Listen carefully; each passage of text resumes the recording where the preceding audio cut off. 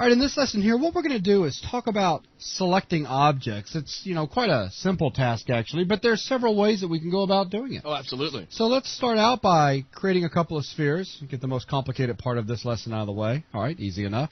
Now, selecting objects, as simple as click, it's now white. Click, it's now white.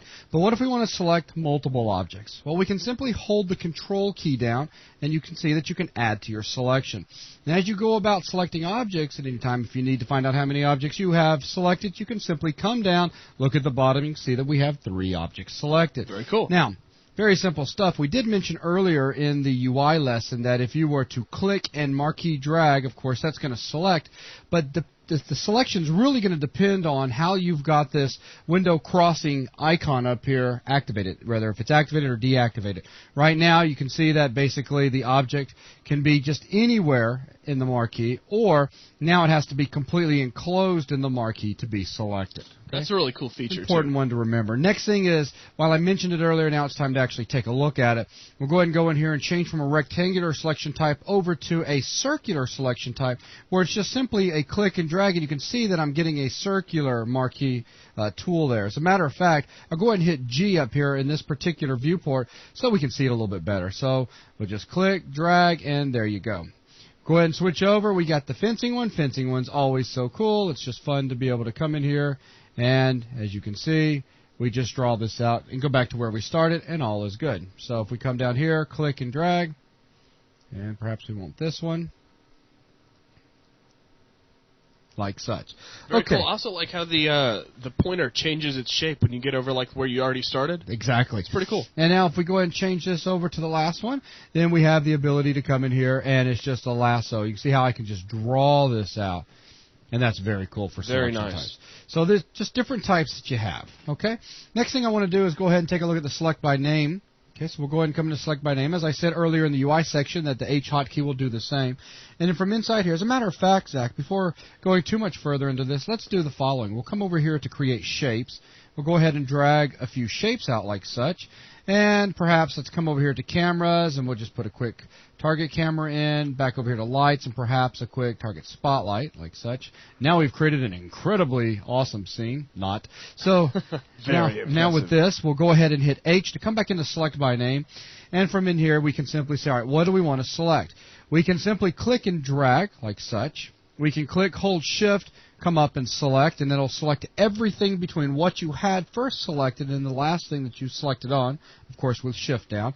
Or if you needed to select individually, we could click, hold the control down. With the control key down, you can see that we can then multi-select in any order that we would like. Very nice. We have ways of sorting, another alphabetically, by type, etc., etc. We have list types, and this is something that I find to be very helpful when working inside of 3ds Max with a large scene. Okay. If I wanted to just be able to select my lights, or just look at my lights to find a particular one, and I have 500 objects in the scene, it's real nice to be able to come over here and say, I don't want to see my lights, invert my selection, I only see my lights. Oh, wow. Now I can come in here and I can quickly grab either the light or the light's target, which is something we'll get into in a later VTM when we start discussing lights. And if you've done a naming convention, you can also just type the name of your selection into the top line. Absolutely. And what's really cool about that is, as a matter of fact, a good way to show that is we can just cancel out of this altogether, and let's just come over here in a side view. And I'm going to come all the way over to Systems, Bones, and just go ahead and start. Let's just drag out a couple of bones real quick. There we go. Something, a little scorpion tail action there. Come back up here to select by name, and you can see that we've got, a series of bones. As soon as I type B, look at that. Everything with B just automatically selected. That's really slick. Bone. Well, if you spell it wrong, look at that. There's nothing with bones, so as soon as I back away, boom. So we can grab the one guy. We can use that to select multiple things at one time. Very, very helpful. I love how every time you add a letter, it updates. As a matter of fact, if we wanted to make that a little bit more interesting, we could come over here and draw out a box and then come back into the select by name and start typing again. And as soon as I type B, I grab everything, including the box, O, and now as soon as I hit N, now I filtered it down to just the bones. That's awesome. So very helpful. Of course, at the bottom, we also have selection sets also. And selection sets are really cool. So a quick look at them. Basically, what we can do is we can come up here and we can type in selection sets. In other words, let's say that I needed to select these objects here. or that I need to select them regularly for whatever reason. I can come up here and just simply type in my spheres and hit enter. And now, anytime I need to go back to that selection, I can simply come up here to the drop down.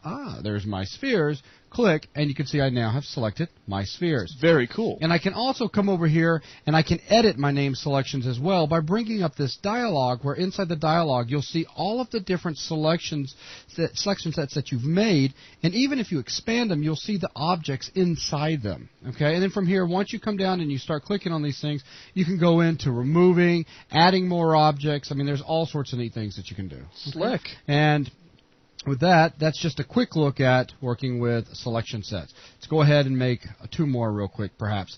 Say my shapes. Okay, so now again, and deselect. Now we'll see we've got 2 in there. That's awesome. Let's go ahead and jump back in here real quick. So you make like a set for all of the guns on your spaceship and stuff like that. Yeah. That's awesome. If we wanted to remove one of these guys out, perhaps I didn't want both of these spheres in there, I'll select Sphere 03, come up here, remove Sphere 03 out. I mean, it's real easy to go about modifying these things. Add stuff in, remove stuff out. So very nice. Very cool.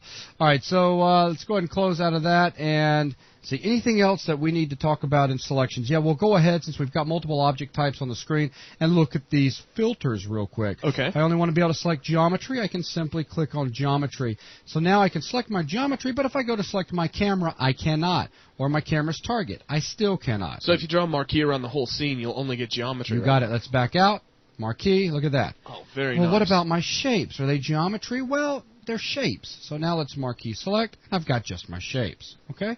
So very nice being able to come in here and filter what you're allowed to select and what you're not allowed to select. Absolutely. And as mentioned very lightly in the UI section is we do have combos where we can come in here to the combo section and then just simply add, any type of combination it would like. Like such as I want to be able to, let's come over here and delete these guys out.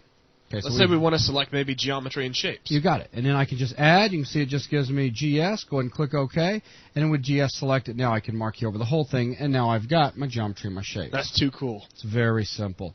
So it's real easy to work with selections. Okay. I mean, there's nothing at all complicated about it. It's just a matter of, I guess I can go ahead and talk about Alt real quick. If you want to remove something out, just simply Alt-click and that'll remove it. Control-click adds it in. It's good to know.